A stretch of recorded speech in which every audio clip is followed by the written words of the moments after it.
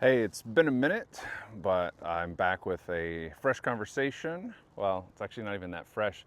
I recorded this in February of 2025, but just got around to getting it all edited and put together to share.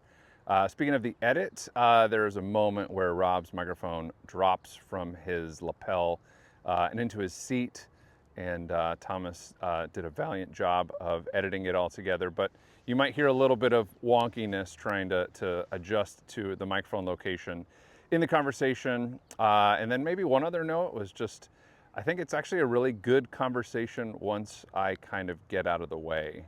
Definitely learned some things of what not to do in the future in the beginning of this conversation, but shortly after we get going, I kind of step back and let Rob really shine. So hope you appreciate this as much as I did when I recorded it. So without further ado, Dr. Rob Shelby, Developing People. All right. Dr. Rob Shelby. Have I ever called you doctor before? No, and you shouldn't start. All right. How are you introducing yourself these days? You meet somebody at a party. How would you introduce yourself? Rob Shelby. Rob. Hey, Rob. What do you do? Oh God, what do I do? I just want to know, like, how you respond to that question, like these days. So we're in February now. So you just had some Christmas parties a few months ago. Maybe you went to one or two of them where you had to introduce yourself, or if not, let's just pretend professionally. How are you introducing yourself these days? I develop people. He's gonna make me work for it. All right. So you and I got to know each other first through your job at the University of Evansville. Yep. Been what, almost a decade ago? It's been a while. Crazy, yeah. And I think at that time you were teaching, was it sociology? Mm-hmm. Okay. So you were an instructor, you were a professor or assistant professor, associate professor, or something like that. And then in the last decade, you have moved into a more administrative role here, which has evolved into several administrative roles. But I do appreciate, and I hope others appreciate that, like, it's not about a title for you or about I mean, there are boundaries or areas of responsibility that are yours to kind of own, but like, yeah, you really sort of see your role professionally as developing people. Yep. And it's intentional to drop the doctor. Yeah. I'm looking for anything that removes barriers.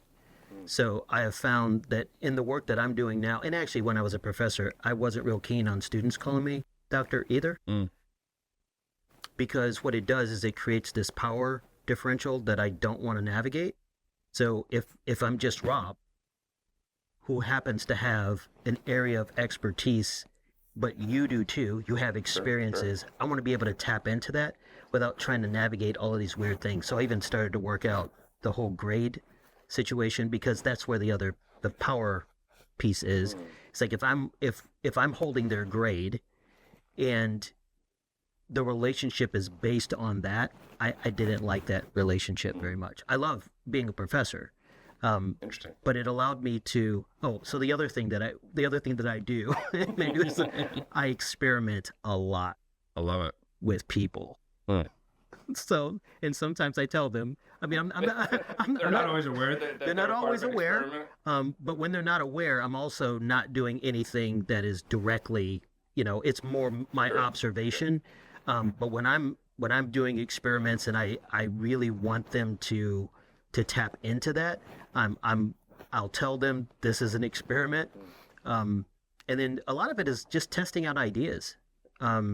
I want to see how stuff works, and I want to see how people respond to the stuff that we create. So, yeah. I think we had maybe one or two short conversations, maybe walking to and from a meeting, because I was an adjunct faculty member here for a while and then did some consulting with the Center for Innovation and Change, and I'm not even sure if it was called that at the time, but there was a couple of meetings we would maybe get to talk a little bit. And then I remember one specific meeting where I think it slipped somehow that maybe you had a past academically in religion. Yes. And so that piqued my interest, because I had a past, talking about it as if it's in the past, and it's not still something that we're really excited and interested in. But tell a little bit more about what that sort of academic, part of religious, life was for you before we jump into things maybe that are more personal.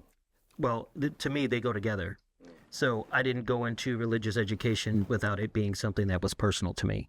Um, so just a wee bit of background. Please. So I was a non-traditional college student, which means I did not go to college right after high school. I went into the military, and it was through me getting the GI Bill that then helped me to actually go to college. I was not ready for college out of high school. I was not a great student in high school.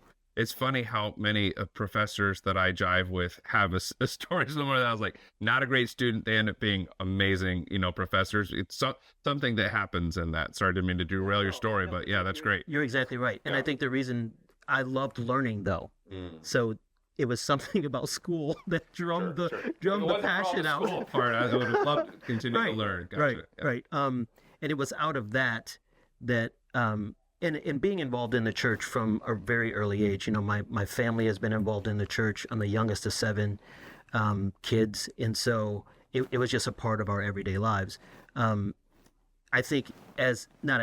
I got older, I recognized that my worlds were kind of converging, and the things that I was really interested in learning more about had to do with religion. I was at a community college taking a course. I wasn't even majoring in anything.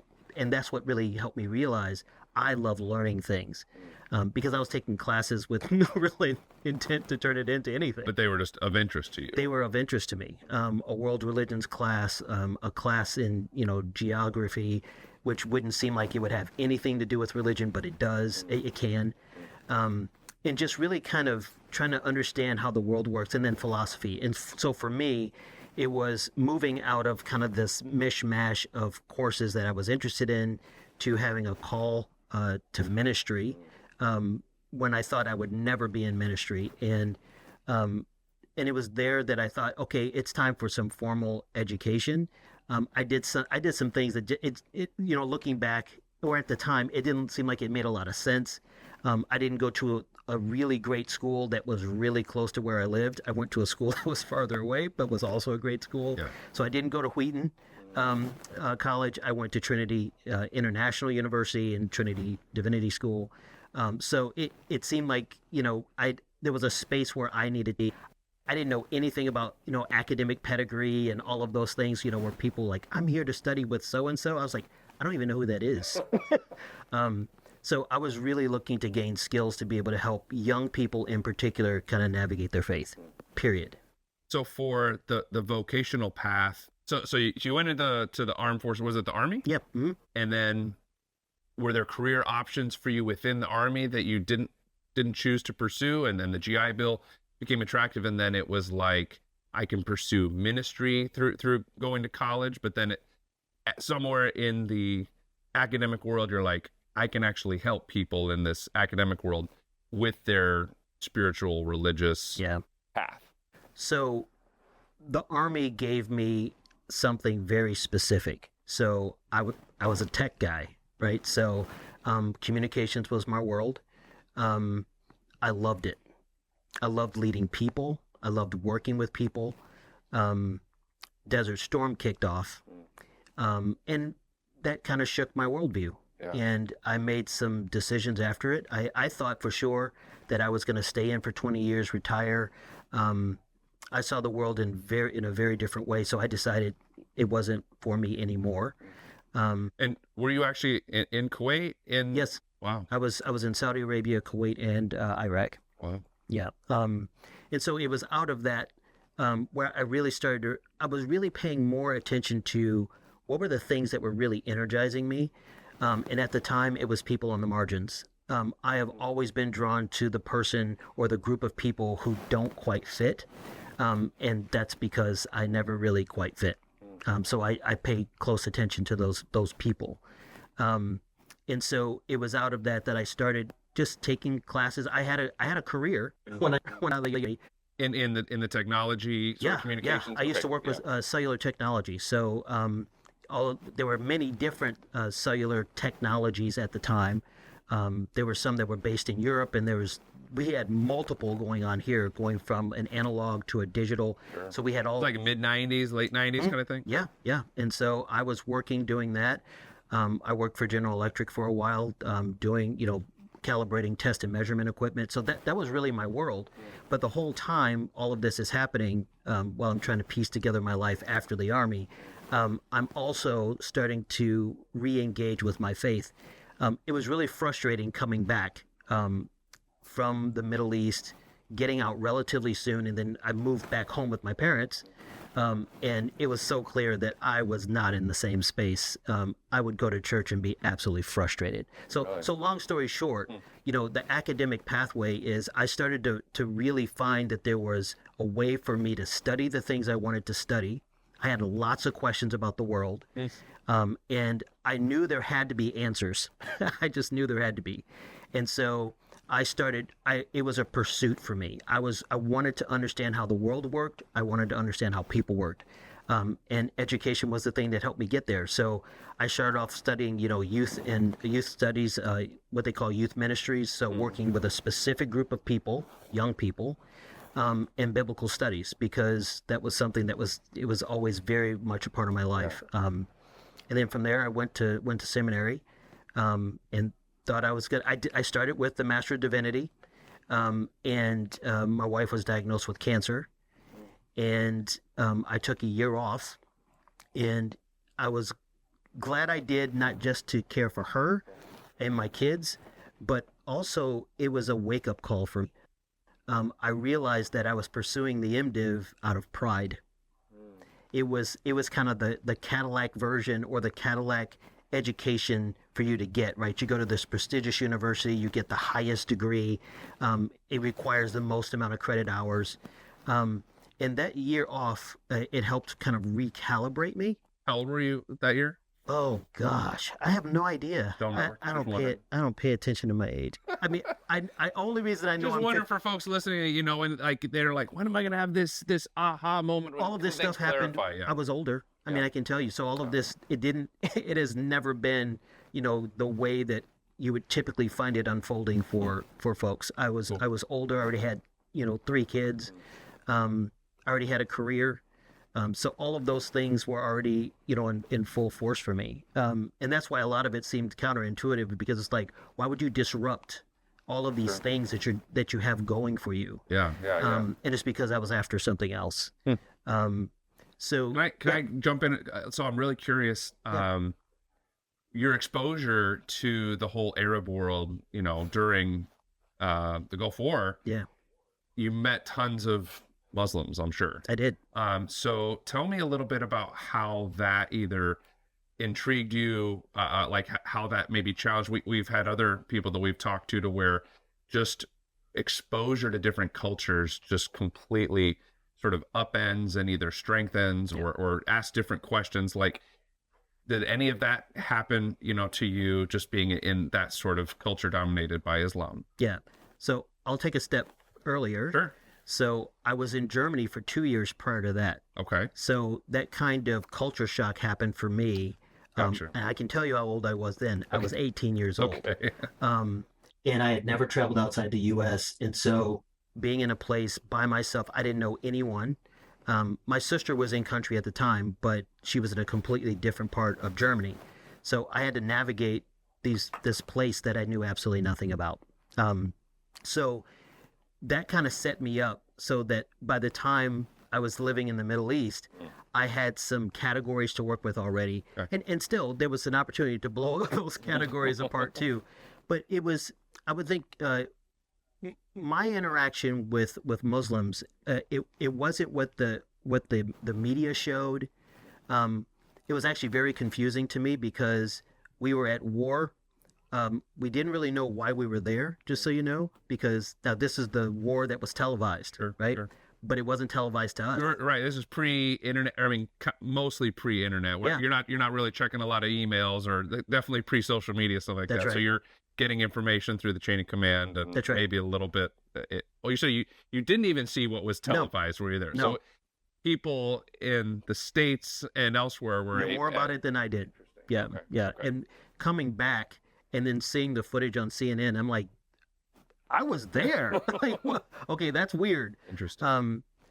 But being in that world, it really opened my mind to see that people have values and beliefs. Some of them are similar to mine.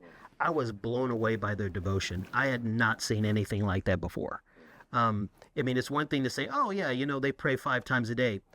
But to see them driving down the highway and it's time for prayers and they pull over, Wow. pull out, and they're praying, I had never seen anything like that before.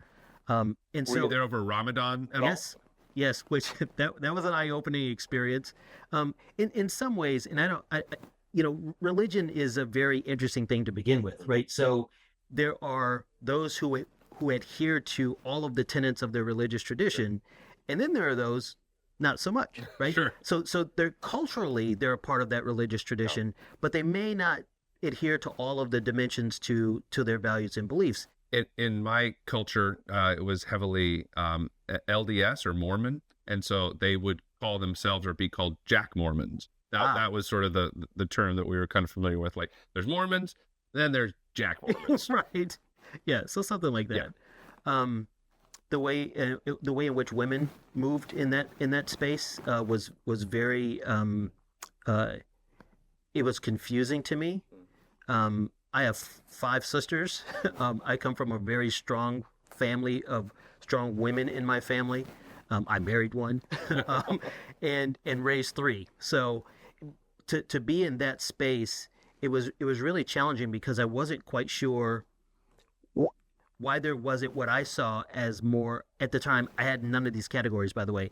It just didn't seem fair, right? So here is this country that has sweltering heat, and the men are wearing white, and the women are wearing black. And I thought, okay, so that seems problematic. But the more that I got to know people, these things that I saw as issues were not issues for them, right? This was just a part of their culture. They loved it. It was a part of it showed them how they were connected to each other. And so I learned a lot. You talk to people and you find out their stories, and that's the piece that really got me.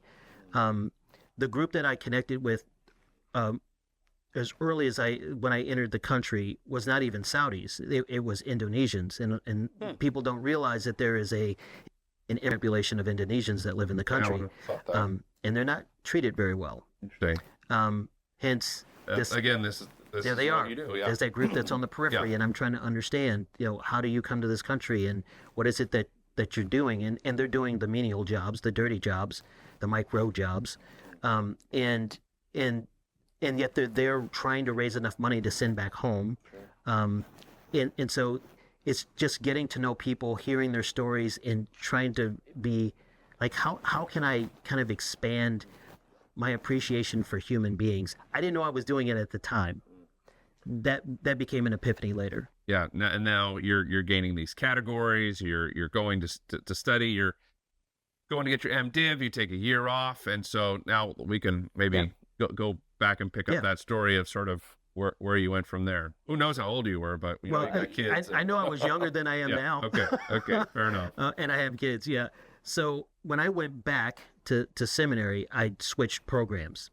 So instead of doing the Master of Divinity, I did a Master's in Communication and Culture, which really allowed me to dig into ideas. And probably the thing I studied the most was postmodernism, and postmodernism's connection or some would say interference with religion. And I saw ways to complement Christianity, in particular Protestant Christianity. And so I delved into that world quite a bit. I left, as I was getting ready to leave, I knew I wanted to be a professor at some point. Okay. So, my mentors were telling me, Rob, if you want to be a professor, you're going to have to get a doctoral degree. And I was like, okay, so I've got these degrees already. By that point, I had 2. It's like, so what can I do? Well, I started to pay attention to the professors that I was really engaged by the material. And some of those individuals were my mentors. And then I'm like, okay, so what was your journey? And they had sociology in their background. And I was like, okay, first off, I don't even know what that is. I took one sociology class in my undergrad, and it was social problems. It was a great class. I loved it. But I didn't know what sociology was in and of itself. But that's what got me to pursue, okay, sociology is something that I'm really interested in. So I started studying on my own and realized that it was really answering the questions I was trying to ask, that I was asking. Putting names and categories of Yep. things that you'd been experiencing, Yep. and it was like, okay, this is a language that Yes. I understand, want to learn more about, contribute to, and bring to more places. Why do people, groups of people, do what they do? Why do they think what they think? Why do they behave in the ways in which they do? Why do they value what they value? And why do they do those things instead of these other things? And I was asking those questions within the religious context, but so sociology became my conduit. Now, it wasn't the only interest I had, and that was probably another reason why sociology worked, because it allowed me to study whatever I wanted. So I was also studying technology quite a bit. This is before AI was really a thing. Sure. So before the chat GPTs, or the GPTs in general, I was fascinated by how technology was changing us. And so like I keep going back to like, how old are you, or what time frame is this? Because like now my mind is like totally thinking about like the film like The Matrix. Oh yeah. And how that sort of introduced postmodern ideas and technology sort of questions like en masse. Like Yes. everybody was suddenly interested or intrigued, or at least more interested in asking and answering those sorts of questions. So did that movie land and blow your mind like everyone else around the same time that you were? That movie, it did a lot of things for me. I remember sitting in the theater with my best friend at the time, and I start talking. I'm like, do you all realize what is happening right now? In the middle of the movie? Yes. I'm like, you've got all of this religious motif. You've got this language that is all rooted in religion, all of it. And I'm like, do you realize what's happening? So the other thing that I was studying at the time was, so I didn't realize this either until I got more into sociology. I was studying culture. And film is culture. It is an expression of the things, it is the things that we value. We create something that really demonstrates those values, those beliefs. Film, media of all sorts do that. Technology does that. Religion does that.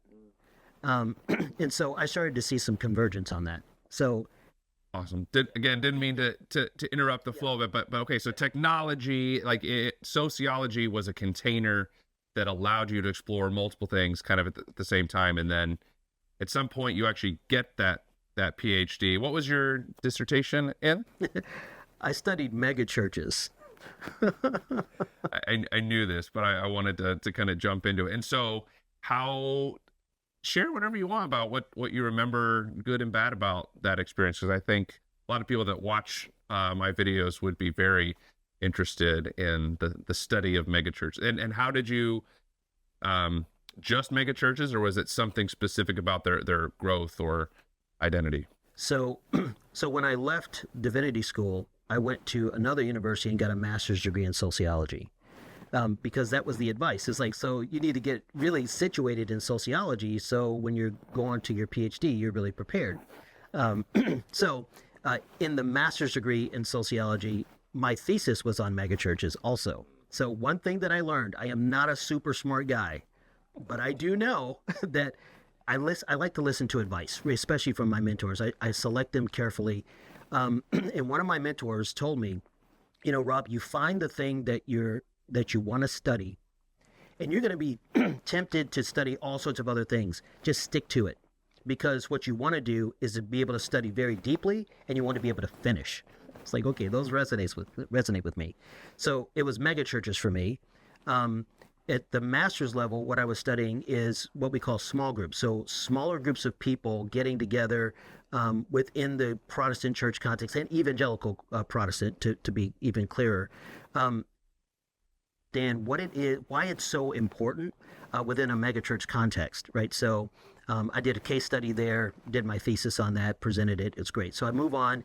At the University of Louisville, there is no one in the sociology department that even studies religion. Crazy. So I'm Louisville. That's kind of wild. Yeah.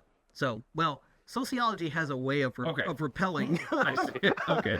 But Louisville has a way of attracting. Correct. So there were plenty of people, I would say, who were in the Christian community, Yeah. who were using sociological principles. They were certainly well versed in that area, but at the academic level, at that high academic level, not so much specifically within sociology. And not that they weren't even Christian sociologists within the department, but they weren't studying it. Gotcha. Right? Got it. So my little niche was studying organizations, and I looked at megachurches as an organizational type. Sure. Oh, the definition you provided earlier wouldn't, exclude churches at all. Exactly. And one of the things I was really going after was how much is a megachurch like any other big organization, like at the time, so Best Buy, these big box stores, these big corporations, is it just like that, or is it something different? And so I used a management theory that tests the life, death, or the birth, life, death of an organization, like across an entire industry, and then applied those theories to megachurches to see, is it true for megachurches also? And my answer was no. And so dissertations are interesting because you don't necessarily have to prove anything. Like you can do all the work and then find out that the answer is no. Well, I guess in a way it's proving something, right? That it doesn't in this context, and then you have to explain why you think it doesn't. Megachurches are different. It is almost, with the exception of the people who are working for the church, everything else is voluntary, right? Yeah. And while it has lots of similarities to a corporation, right? They still have a budget, they have a human resources office. So a lot of those same pieces, but they're doing something different. They still have a mission. They're still focused on, values. They have a purpose. All of those things are happening, but they're doing it on a much larger scale within a religious context. And so the theory did not hold, but it did open up this question of, well, why it didn't. And part of it is because that the data wasn't strong, right? There is not this one repository for all of the mega churches in the United States. So you weren't just focusing on a couple of case studies. You were trying to get kind of metadata from. Got to have it all. As much of what, but within the United States, was that sort of the Okay. Yeah. And there were, if I'm remembering, maybe it's still the case, there were a handful of mega churches just within sort of the Louisville, Lexington kind of, geographical area that. Did you end up, visiting with those folks and doing some of those on-site, interviews and everything else? And that's why I was in Louisville. Okay. A good place to do stuff like that. Yeah. So I'd say at the time, second or third largest Protestant evangelical church in the country was there, still there. Southeast. Yeah. And I did a couple of things. I did a case study there. And there it was really an organizational analysis of the work that they do on a day-to-day basis and how it impacts the people who attend on a regular basis. So lots of interviews and things like that, trying to make sense of what is. And then it was out of that I then the next piece then building on the dissertation, looking at mega churches more broadly as an industry. So the same types of studies had been done on telecommunications firms, breweries, and so you look at the entire industry, so all of the organizations within the industry, in order to see, okay, so what even made this thing pop up to begin with, and why did it persist, and then why did it die? If it died, if it died, or did it morph? And so my dissertation in particular is about megachurches, but it's about multi-sided megachurches. My brain was going there too, because there's there's a megachurch and maybe people have like Joel Osteen's, giant stadium filled thing in their minds. But then you also talked about your initial interest was around sort of small groups, and then there's this whole other animal of like we're the same church, but we don't go to the same building and maybe even have relationships with the people in the other buildings. Correct. But we somehow have a relationship with the staff or the brand or the denominational affiliation or something like that. And so, yeah, gosh, all that is And all that super feels interesting. very corporate, Yeah. right? It's Yeah. like, okay, that's just like you work I work for at Best Buy. Do I know the general manager at Best Buy in Louisville? No, I don't, but we probably have a lot of similar things in common. And if we recognized each other at the airport with our badges, we might be able to share some stories and have an affinity or maybe even a shared identity through that. That's right. Okay. Yeah. Okay. We can just my brain wants to go in a few different places with this. I want to actually take it back to a little bit to the small group side a little bit, but maybe before we get there, we had teased a little bit of your personal journey, and then you came home and you moved back in with your parents, or like some things had changed, and then at some point you got married, you had kids. Like when it was up to you and your wife to sort of establish.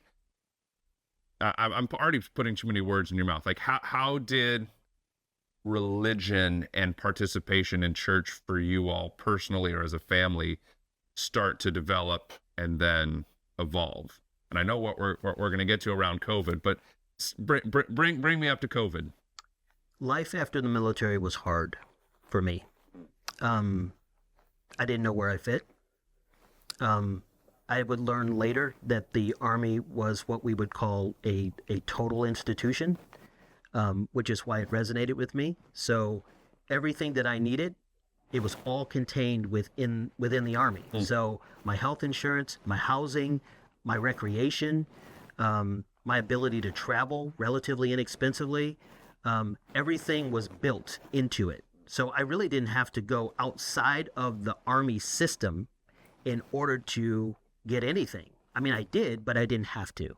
University is kind of a close approximation of that, but not to the extent of prisons are probably closer. Oh, okay. Prisons are really a total institution, right? Sure. Because Okay. you can't come and go, Yeah. right? So it was coming out of that. My big struggle was I didn't see how the faith that I grew up with even helped me address the world that and experiences I just had. Gotcha. I had never seen the extent that human beings would go to exterminate each other, and dare I say, even do it creatively. So weapons, it's technology. They are technology, and they're designed in a way to create the mass numbers of casualties, or to create a mass amount of suffering. I had never encountered that before I was in the Army. And then when I got out and I go back home, my home church was still talking about things that it didn't matter. It's like they didn't even realize what was happening in the world. And we're still concerned about, if you're a 3-point or a 5-point Calvinist. It's like you realize that really doesn't matter, because people are dying, right? And so You just lost all our 5-point Calvinists. well, and I love 5-point Calvinists. That's the thing, right? So it's like I didn't realize that those things were growing up. Those were the things that we really held on to, and even I would say the cultural aspects of growing up in the Black church, right? So there are things that are very unique to the Black church that you don't find in other churches, from singing gospel to the way in which sermons are preached. What I didn't really see clicking with me is that it wasn't helping me answer the questions. I couldn't understand the world that I had just come out of, and my faith was not helping me do that. And so after having lots of what I'll call discussions, but arguments with my parents, because they thought something was really wrong with me, they thought I had lost my faith, and I wasn't really sure if I had or had not. And you said you're the youngest of your 7 siblings, so no one else in your older siblings had sort of rattled this cage to this extent? Correct. At least not while they were in my parents' house. Not to their knowledge. Gotcha. That's an important distinction. Yeah. And so when Trish and I get married, and it's like her only experience with the church growing up was not positive. it was a place where her family was shunned.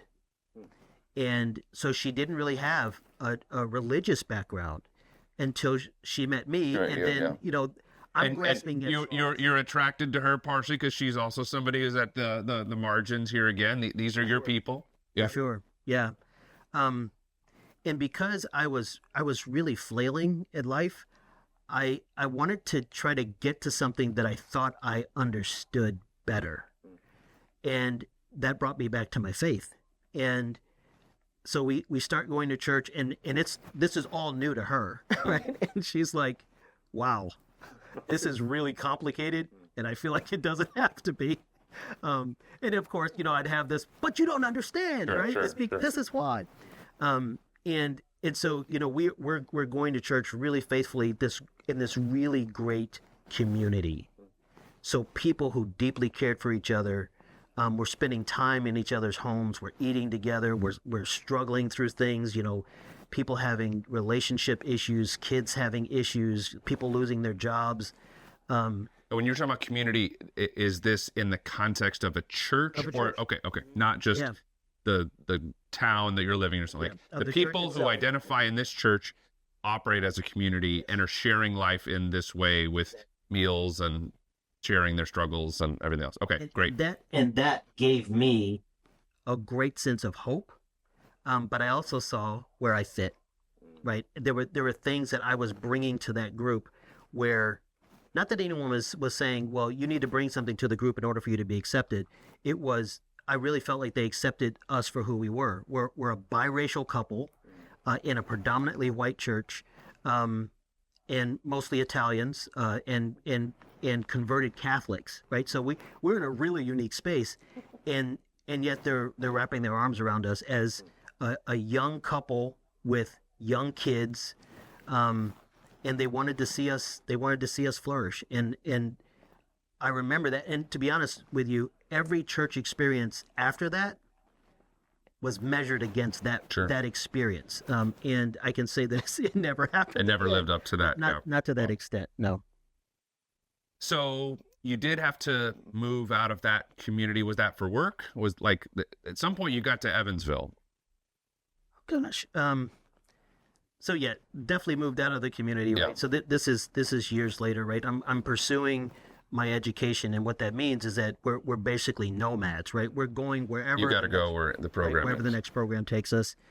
We're in Illinois for all but one degree, right? So the last one is where I'm in Kentucky, and the other reason why Louisville made a lot of sense is that we had family there. Okay. Right? So there was an anchor there for us. It was all Trisha's family, which was really interesting because I had never really interacted with them, and yet they completely took me in, Awesome. which was great. And so yeah, that was the experience around my kind of my church life.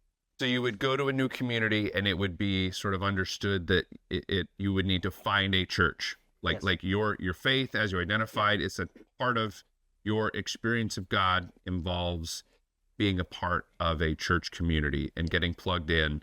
Did you explore any different denominational affiliations that from what you were comfortable with, because you like to explore things and experiment?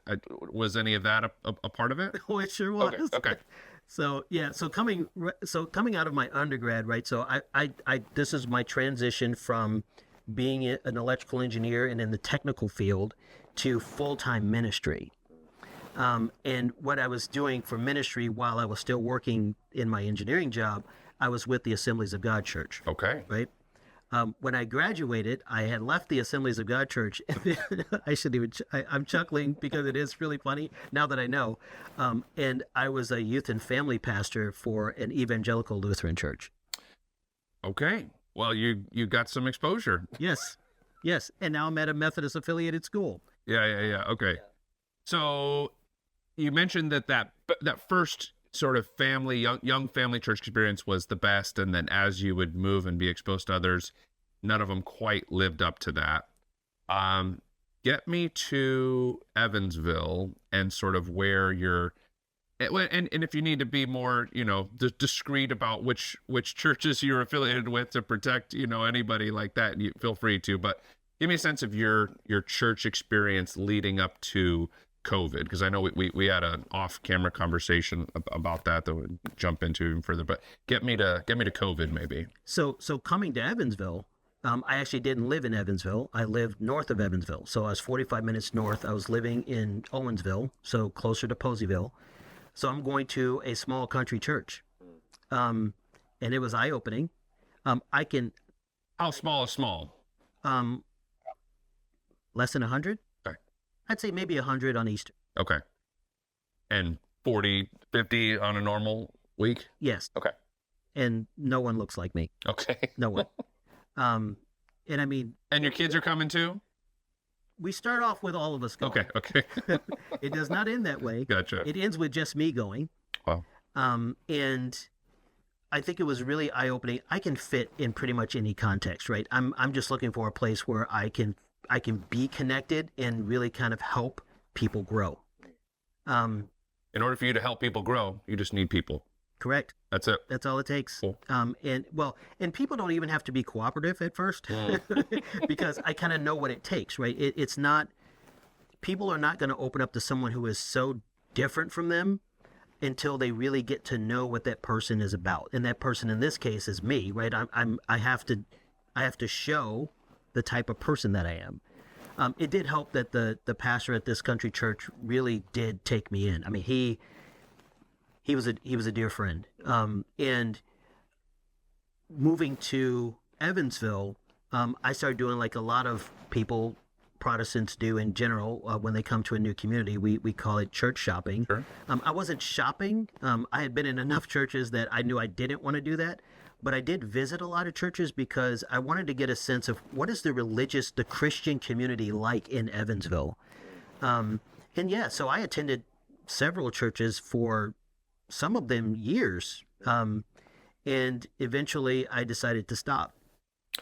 So a little bit of that was you needed to find a spot for yourself personally and your family, spiritual place, so you can sort of fit in. And then there's also that side of you that's running experiments and is curious and sort of maybe looking at it from a more macro view and with all your background and how churches work and all that. Okay. So you said you eventually stopped, and my recollection of sort of when this happened was around COVID. Is that accurate? COVID was a nice reason Convenient to codify things that I was already doing, right? That I was really kind of, so even when I was living on a farm up in Owensville, I started to distance myself from the church because I was seen as purely what I was on the outside. Good. And prejudice is real. And I didn't want to be in a setting where I would go to church or be a part of church, and everything that I'm doing is in order to be a part of a community, and yet the community really doesn't know what to do with me. Like it's like I'm a foreign object in their space. And I struggled trying to make sense of why that was the case. Had you had other experiences of this at some of those other churches, or was this just kind of again, unique? I had these experiences at every church. Okay. And so, but I was able to reason my way through why I thought those things were happening. I didn't realize it was because I was a little bit of an odd bird, right? So I was like, and the way that I can really characterize it now is that I was too intellectual for a spiritual crowd. Mm-hmm. And in higher education, I was too spiritual for an intellectual crowd. So I was like, okay, so I'm kind of in this. Where are your people at? My people exist, and I was the one that needed to figure out how to just. I live in multiple worlds. That's just what I've come to grips with. I live in multiple worlds, and it's so indicative of my life experience. I live in multiple worlds. My big watershed moments, though, when I was living on the farm. And I had really made a decisive, I actually said it to myself, I am not doing that or going anymore until I get things straightened in my heart and in my mind.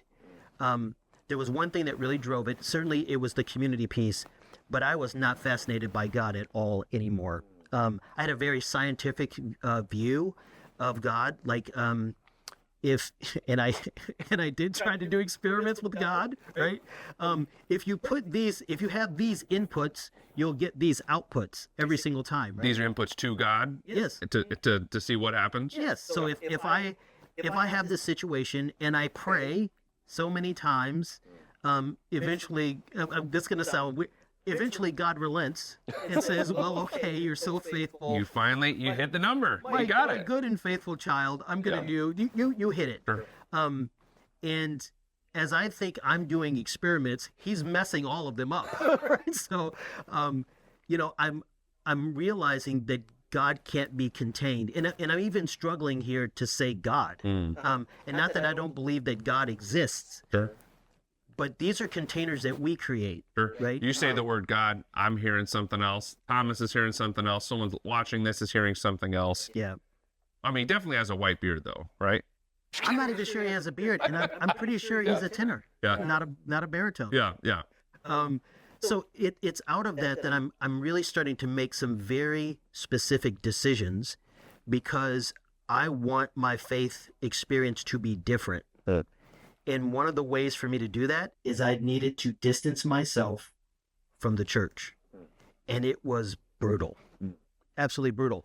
Can I ask a question a little bit more? Because, I mean, you've got all these books, behind you. You're an academic. Were you reading certain people, watching, listening to certain, thought leaders that helps, were you also sort of like developing some sort of online people that you were sort of drawn to in this process of not finding those people, in person, in this area? Not so much? Well, not on the online side of things, and clearly reading a lot. And I'm so postmodern theology becomes a major piece for me from my seminary time, and looking at how the postmodern philosophers were navigating religion, and the French love to weigh in on this, and that's where you see the seed of postmodernism and post-structuralism. And so it's out of that I'm asking very different questions about not just my belief, like the things that I know or I understand, but how the understanding and the belief impacts and shapes my life, the ways in which I'm interacting with people, the way I'm thinking about people, and what I really scrutinized was I was becoming very cynical. I was very callous to people if they didn't fit within my category, right? So my wife laughs at me about this, and it wasn't so funny at the time when it was happening, but if people didn't fit within my Christian box, I had categories for them, and they were not positive. Right. So these are the people who are on the outs. Now, what I didn't realize is you have in groups and out groups. See, I didn't have any of the, well, I had it then, but I didn't realize that that's what I was experiencing.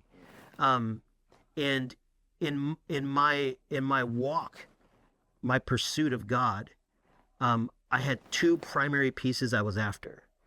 I wanted to know God, and I wanted to know myself, because the other thing that got lost in all of this experience was I had no idea who Rob Shelby was, and that terrified me. And presumably Rob Shelby is the one who's trying to experience and experiment with this God, a pretty significant part of that dynamic. Yeah. Okay, I'm getting a picture. I'm getting an idea of this stage of life. So you said earlier that your family's participation in the church had ended or waned or changed before, like you were the last one sort of going. So how did, and you made, I can't do this anymore. How was that sort of received in your family? Like, okay. They're like, we're glad to have you catch up with us. Well, and it's because it was tough for them, right? So I would go to church or to a worship service, and I would come home angry and bitter, and no one could be around me. And is that what all of this should be? Like, I come home, it was like, you were probably better off not going. And so when I started to really, and it did take some time. So it's not like I just went cold turkey, right? It was like I had to really start to work through I needed this cushion between me and the church. And when I say the church, it really is the American church. Did my faith shift or change or develop or grow, transform? Absolutely. Still believe in God, still believe in the Trinity. So there are these things that I still hold on to, but I interrogated all of those things far more than I would have if I was still in the church context. So my family was like, you need to do what you need to do because you're making all of us miserable. So at this point, your kids are all grown, kind of out of the house, more or less. Like this is something that you can kind of navigate on your own, or with your wife. Like you have a little bit of the freedom to do that. So, and you had shared some other things that are off, camera conversation about what this exploration of who Rob is. Do you mind going more into the paths that you went down to ask that question? Yeah, I started. And what you found. Well, yeah. Or what you're finding. Because the journey continues, right? I wish I had a lot of answers. I only have more questions. And some of my past professors would say, and that's when you know you're in the right spot. When you think you've got it all figured out, you're probably in trouble. For me, it was really trying to understand what was it that made my engine go? Like, you'll hear me say things like, what really energized me? Mm-hmm. And I started asking the question, well, why is that? Like, because I was a bit of an anomaly, I'm just going to say. Growing up in a family where I would say that all of my siblings, incredibly smart. They could have gone to college. Matter of fact, several of them got full ride academic scholarships and decided not to go. And it wasn't because they weren't smart. It was because there were other things that were really kind of communicated to us as more important. The most important thing in our family was certainly to get an education, but it was a high school education. You need to graduate. And the reason you need to graduate is because you needed to move out of our house because there's other kids, right? Yeah, there's mouths to feed. And so I started really trying to understand the things that interested me that didn't seem to interest anyone else. Why is that? I love nature. I wanted to be a veterinarian when I was a child. I didn't know any other veterinarians, especially those who looked like me. I mean, I knew ones that took care of animals and our dogs, for that matter. But it wasn't like I was being encouraged to go down this path. I loved being outside. I've had so many different animals, even as a kid. There's a picture of my childhood bedroom, and it's lined with aquariums, right? And I've got all sorts of fish, and I'm, and it just, these are things that really made me feel like I was connected. Right? And so I started asking, why am I like that? Because I didn't know anyone else who looked like me that liked these things. Matter of fact, it was exactly the opposite. It was like, let's go for a hike. Oh, no. We don't do that. It's like, well, why don't we? And why is that so life-giving to me? Sure. But it doesn't seem to be life-giving to other people. And what I started to realize is that God has wired me in such a way that is the way that I primarily connect with him. It is he communicates to me through his creation. And in that, excuse me, and in that sort of way, let me clear my throat a little bit. In that unique way, like the uniqueness was part of God's gift to you in some way? Yes, absolutely was. Because it's like, for the first time, I was ecstatic that and I'm saying he had wired me in this way. It's like he had crafted me, and I was finally starting to see how he crafted me and was appreciating his handiwork and leaning into it. So instead of going, okay, I shouldn't do that because that's strange, because no one else like me, and I keep using that phrase, like me, does that. And so I started to own it.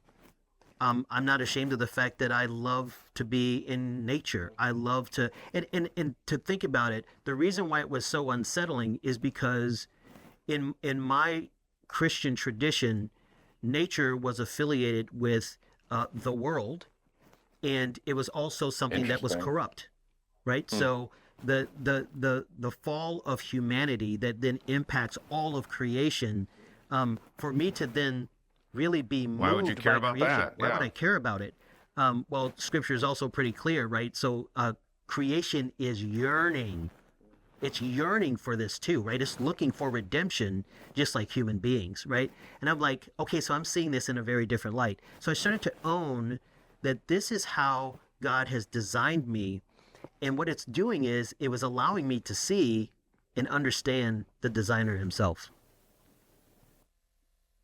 Okay, okay. So I'm walking through this in my mind of you have made this decision. You are exploring who Rob is. You're embracing who Rob is and who God has designed Rob to be. Your role, you know, we downplayed your role at the university, but it is has expanded. Your responsibilities have increased. It's a, whether you'll say or not, it is a prestigious, you know, helpful role within the university where you have potential impact for a lot of people, and you're not plugging yourself into a church anymore. Were you seeing the university and the students and employees that you manage as sort of your new place for your integrated Rob spirit to be sort of poured out onto, or was that always the case and I'm putting too much onto it? No, I think you're right.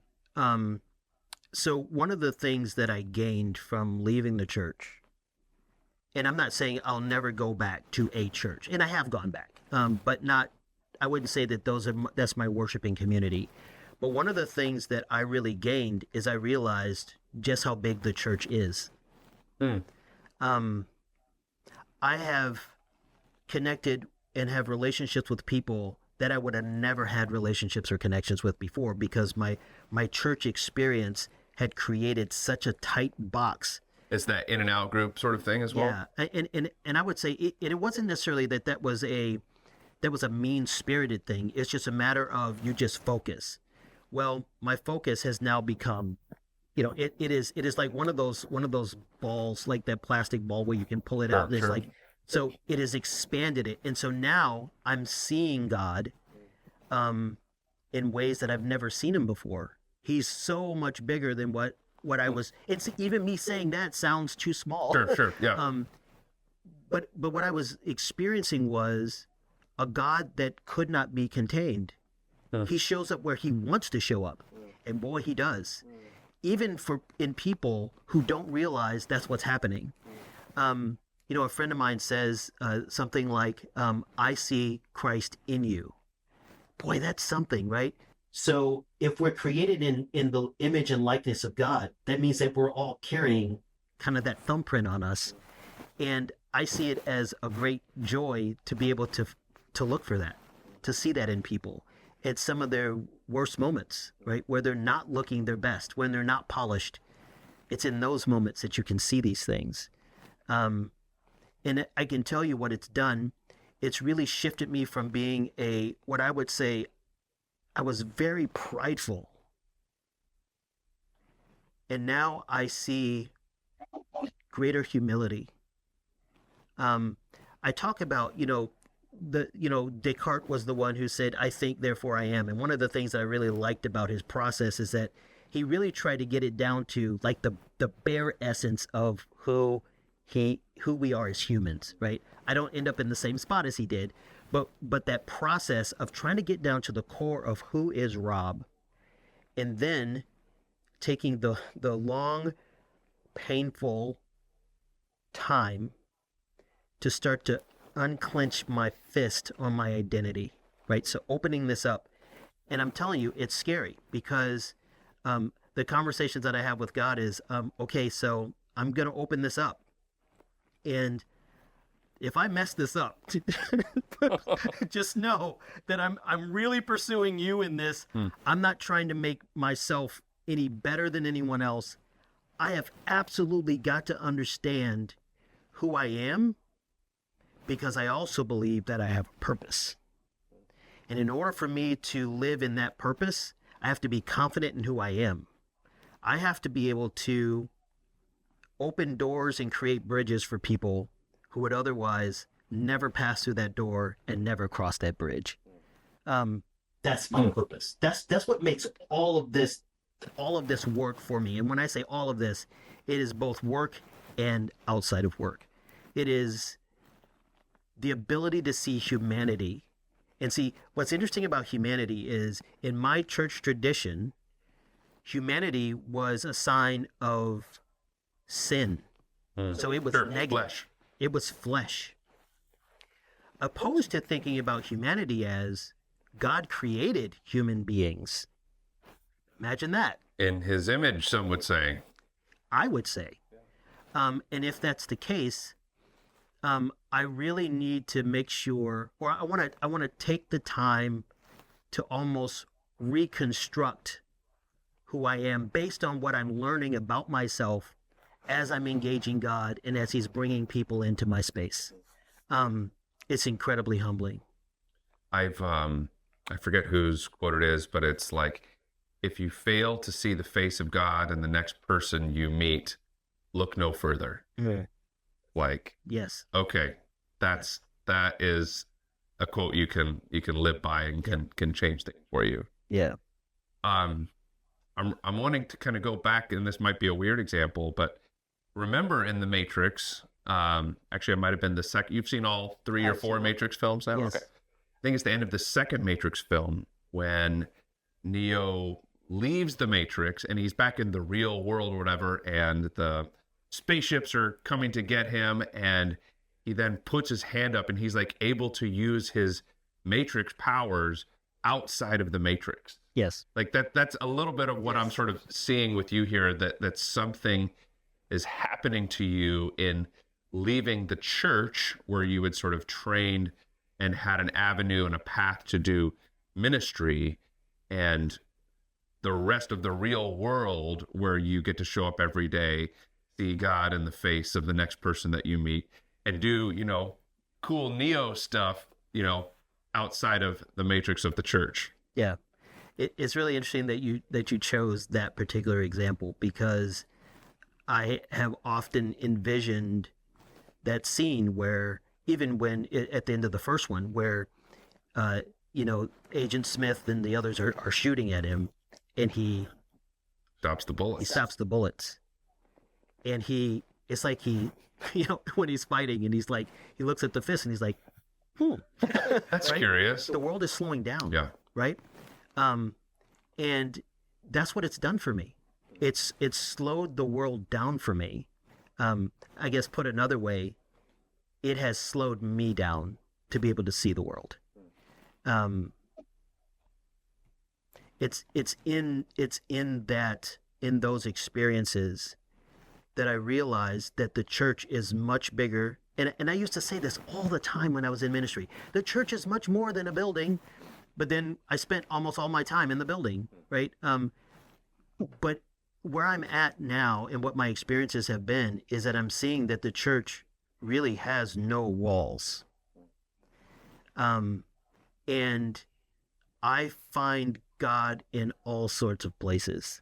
And I should say, I'm finding him. He's revealing himself Sure. through people, which again, the only word I can think of is humbling. It's incredibly humbling. Because I also have to be intentional about, okay, so I want to be able to see, because I really do feel as if I was blind for a very long time. Open the eyes of my heart. Mm-hmm. Or thinking about Saul, who becomes Paul, right? And the scales falling from his eyes. They even the story of Jesus, healing the blind man, or the early apostles healing the man who was blind from birth, right? It's like, so those motifs really kind of resonate, and I'm seeing things almost like if you can imagine a child who is experiencing the world for the first time, and it's just like, wow, It's Wonder. like that. It's wonder, absolute wonder. And that was something that I lost. You lost your wonder. I lost my wonder. I also recognize that that's why nature is so impactful for me.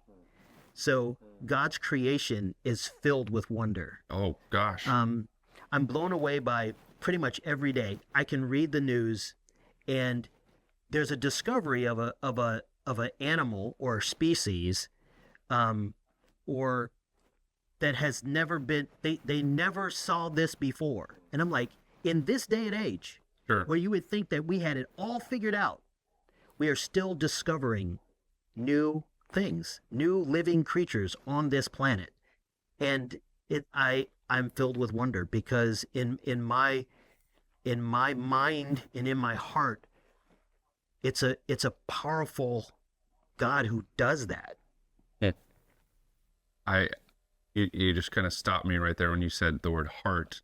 So like this morning I had an EKG. So I'd never had one of those before. On my birthday. Okay.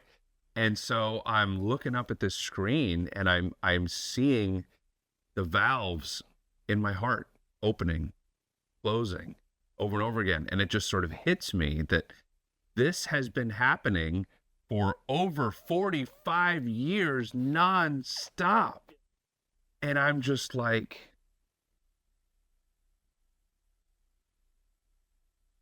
this is the most incredible thing. And I'm just one of 8 billion people happen to be alive. Like it blew my mind that this was the life that I had and the complexity of the life that was in me. And I thought I had a point to take after that, but you just sort of stopped and you said, in your heart. Yeah. In your heart that's beating right now. Yeah. So I want to sort of, we'll maybe start to wind down with this because you did mention that you're not sure if you'll go back to a church or not, but the social aspect of how you're experiencing God, and then getting into like more specific and explicit conversations about this, like theology and church formation and community formation and things like that. You've also been a part of this estuary sort of experience in this protocol of putting alive questions on a table and being involved in a small group. You did your thesis on small groups in church.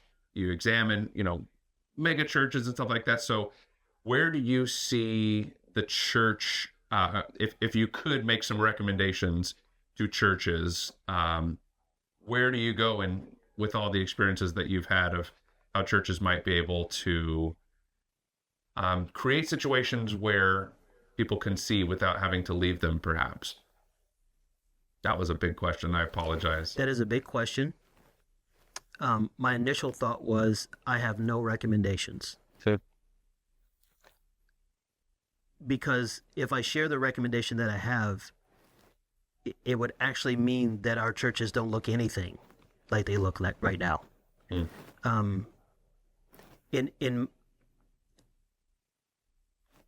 order for the kind of impact that people are yearning for in their lives,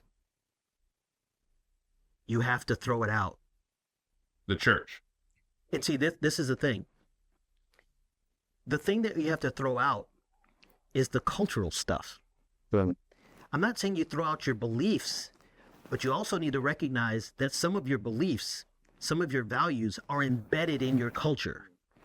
And so part of what we've done in American Christian, in our American Christian circles, is that we believe that whatever it is we're doing, whatever it is we value, whatever it is we believe, even if they're cultural, we actually think, well, it's somewhere in the Bible, so it's got to be that. And I know right now I sound incredibly heretical, but what I'm talking about throwing out, Not to me. what I'm talking about throwing out is the things that encumber us.